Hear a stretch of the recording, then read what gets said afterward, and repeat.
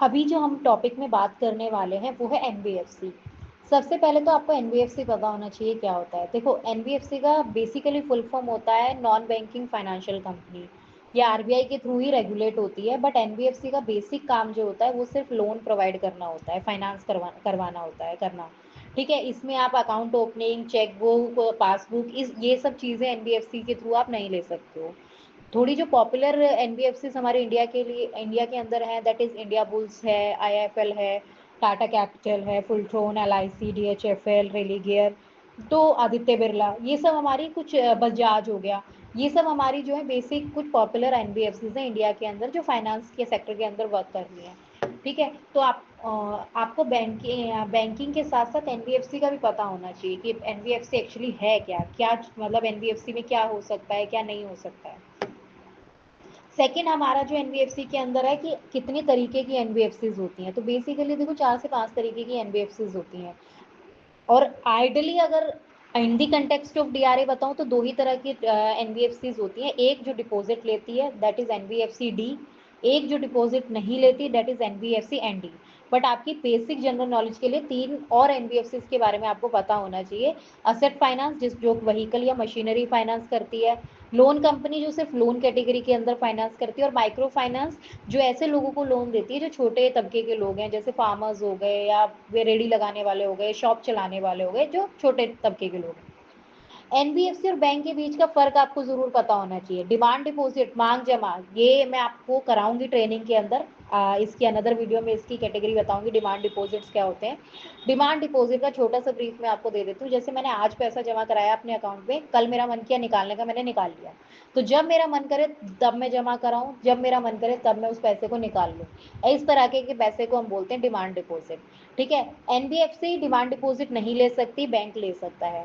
RBI का CRR SLR compliance, मतलब देखो, आरबीआई जब कोई बैंक बनता है ना या कोई एनबीएफसी बनती है तो उनको कुछ कैपिटल रिजर्व ना अपना आरबीआई के पास रखना पड़ता है एज ए सिक्योरिटी। ठीक है, बैंक को पूरा जितना रेट इंटरेस्ट चल रहा होता है, सीआरआर का रेशियो चल रहा होता है या फिर एसएलआर का रेशियो चल रहा होता है, बैंक वो पूरा रखता है, लेकिन एनबीएफसी पार्शियल रखती है, सपोज आधा रखती है उसका। चेक इश्यू फैसिलिटी की बात करूं तो एनबीएफसी चेक नहीं देती है, लेकिन बैंक चेक देता है। क्यों? क्योंकि बैंक में हम अकाउंट ओपन कर सकते हैं but not in NBFC. Payment और सेटलमेंट सिस्टम, मतलब आप एक जगह से दूसरी जगह पेमेंट्स कर रहे हो, payments in the sense electricity bill भर दिया बैंक की ऐप से आपने, मोबाइल रिचार्ज कर लिया, तीसरे बंदे को पेमेंट कर दिया आपने, तो ये आप बैंक के थ्रू अलाउ है, आपको कर सकते हो, बट आप एनबीएफसी के थ्रू डायरेक्टली नहीं कर सकते। ठीक है, तो ये फर्क होता है एनबीएफसी और बैंक के बीच में। थर्ड फोर्थ जो आपको पता होना चाहिए कि एनबीएफसी में डेट रिकवरी एजेंट का क्या रोल होता है। देखो, एनबीएफसी हो या बैंक हो, डीआरए एजेंट का रोल सेम रहता है, कस्टमर से पैसा रिकवर करना है, जो पैसा रिकवर किया उसको बैंक में सबमिट कराना है, और अपने पास अपनी एक्सेल फाइल में अपडेट रखना है कि इस कस्टमर से क्या क्या बात हुई है, किस कस्टमर ने पैसा दिया है, कौन कस्टमर पैसा देगा, कौन कस्टमर पैसा नहीं देगा, और ये फाइनल रिपोर्ट डेली बेसिस पे अपने प्रिंसिपल यानी बैंकर या आपके सुपरवाइजर को आपको भेजनी होती है। ये बेसिक काम होता है डीआरए का, चाहे आप एनबीएफसी में काम करो चाहे आप बैंक में काम करो। फिर आ जाता है कि डेट रिकवरी के रूल्स क्या है एनबीएफसी में। तो देखो, बेसिकली आजकल जो आरबीआई की गाइडलाइंस हैं, जो आईआईबीएफ की गाइडलाइंस हैं, जो आईबीए की गाइडलाइंस हैं, इंडियन बैंकिंग मॉडल सिस्टम जो है, ठीक है, जितनी भी इनकी गाइडलाइंस हैं, प्लस में आपके प्रिंसिपल्स की जो गाइडलाइंस हैं, आप जिस भी प्रोसेस के लिए काम करते हो उसने जो आपको एग्रीमेंट में गाइडलाइंस लिख के दे रखी हैं, उन सबको ही फॉलो करना होता है आपको। वही रूल्स होते हैं आपके लिए, वही गाइडलाइंस होती हैं, आप किसी को भी उसमें से ब्रेक नहीं कर सकते। ठीक है, अगर आप ब्रेक करते हो तो उसमें फिर कस्टमर आपके अगेंस्ट कंप्लेंट डाल सकता है। तो आपको चाहे आईबीआई की गाइडलाइंस हो, चाहे आरबीआई की गाइडलाइंस हो, चाहे आपके बैंक प्रिंसिपल की गाइडलाइंस हो, और चाहे एनबीएफसी की फेयर प्रैक्टिस कोड के अंदर वो चीज लिखी हो। फेयर प्रैक्टिस कोड जो है काइंड ऑफ डॉक्यूमेंट है जिसमें सारे रूल्स और रेगुलेशन लिखे होते हैं कि अगर आप एनबीएफसी के कस्टमर की रिकवरी करने जा रहे हो तो आपको क्या क्या फॉलो करना है और क्या क्या नहीं फॉलो करना है। तो इन चीजों का आपको पता होना चाहिए कि आपको कोई रूल ब्रेक नहीं करना है। चैलेंजेस क्या क्या आते हैं, तो वो चैलेंजेस तो रिकवरी में आप लोगों को बताइए, बहुत तरीके के आते हैं। कस्टमर डिफॉल्ट कर देता है, कस्टमर के डॉक्यूमेंट पूरे नहीं होते at the time of loan, अगर वो एनबीएफसी से ले रहा है कम डॉक्यूमेंट पे भी लोन मिल जाता है।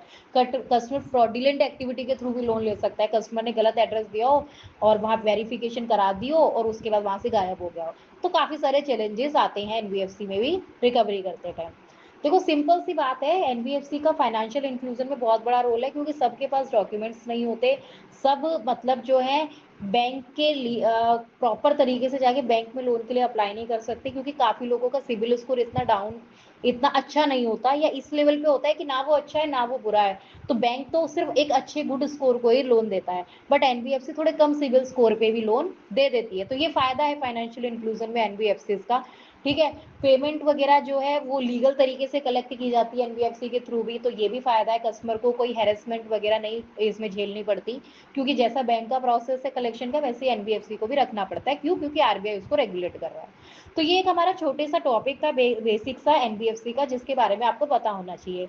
आप ये वीडियो सुनिए, आपको किसी भी टॉपिक पे अगर डाउट लगता है तो आप अपने ग्रुप में भेजिए या मुझे कॉल कीजिए, I will clear your all doubt regarding this topic.